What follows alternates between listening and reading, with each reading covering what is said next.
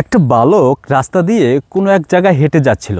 তো কিছু দূর হেঁটে যাওয়ার পরে ওই বালকটি দেখতে পেল যে রাস্তার পাশে একটি গাছে বসে একটি পাখি খুব অদ্ভুতভাবে ডাকতেছে। তো ওই বালকটি ওই পাখিটির ডাক কিছুই বুঝতেছে না। তো তখন ওই বালকটি ওই পাখিটির দিকে নির্ভীকভাবে তাকিয়ে আছে। তো তখন ওই বালকটি দেখতে পেল যে রাস্তা দিয়ে চারজন লোক হেঁটে আসতেছে। তো ওই চারজন লোকের ভিতর একজন ছিল হিন্দু, একজন ছিল কৃষক, একজন ছিল কামার ও একজন ছিল মুসলমান।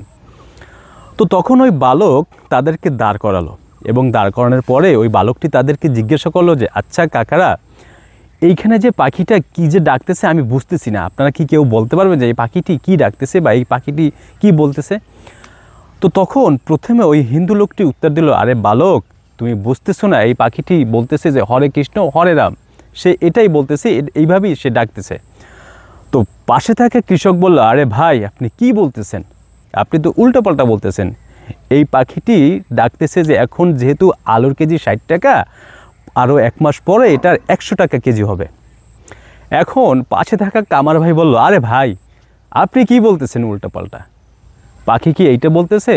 পাখি বলতেছে যে তোমরা বেশি বেশি করে হাঁড়ি পাতিল বানাও, বেশি বেশি করে হাঁড়ি পাতিল বানাইলে তোমরা বেশি বেশি টাকা ইনকাম করতে পারবে। এটা শোনার পরে বালকটি একটু অবাকই হলো। বাকি থাকে একজন, সে হলো মুসলমান। তো তখন ওই মুসলমান ব্যক্তিটি ওই বালকটিকে বলল, আরে বাপু, তুমি কি বলতেছো? তোমরা এগুলো আবিজাবি কি বলতেছো? ওই পাখিটি ডাকতেছে আল্লাহ আল্লাহ জিকির করতেছে।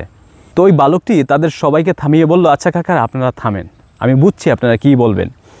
তো বালকটি এখন বলল যে আমি এখন বুঝতে পারতেছি যে এক কোরআন, এক আল্লাহ, এক রাসূল থাকতে ইসলামের ভিতর এত মতভেদ কেন। আমি এখন বুঝতেছি যে এত মতভেদ কেন। আপনারা সবাই সবার মতন বলতেছেন, সবাই সবার মতন বক্তব্য দিতেছেন, কিন্তু আপনারা আসল ঘটনা কেউই বলতেছেন না। আসল ঘটনাটি হলো পাখির ডাকি ডাকতেছে, পাখির ডাকি ডাকতেছে, কিন্তু আপনারা সবাই আপনাদের মতনই বলতেছেন। তো এখন আমি বুঝতেছি আসলে যে এত মতভেদ কীর জন্য। আসলে সত্যিকার অর্থে এটা গল্প হলেও এটার কিন্তু বাস্তবতার অনেক মিল আছে। আমরা এক আল্লাহ, এক কোরআন, এক হাদিস থাকা সত্ত্বেও আমরা আমাদের মতো করে চলতেছি, আমাদের মতো করে আমরা মত বের করে চলতেছি। আমরা আসলে সাধারণ মুসলমান, সাধারণ যারা পাবলিক আছে, আমরা বিব্রত হয়ে যাইতেছি যে আমরা কোনটা মানব, কোনটা পালন করব। কিন্তু আমাদের পথ চলার জন্য কোরআন হাদিস সব কিছু গাইডলাইন দেওয়া আছে। তারপর আমরা কেন এরকম দ্বন্দ্বে ভুগতেছি, কেন আমরা এত বিভক্ত, আসলে এই গল্পটির দ্বারা কিন্তু বোঝা যায়।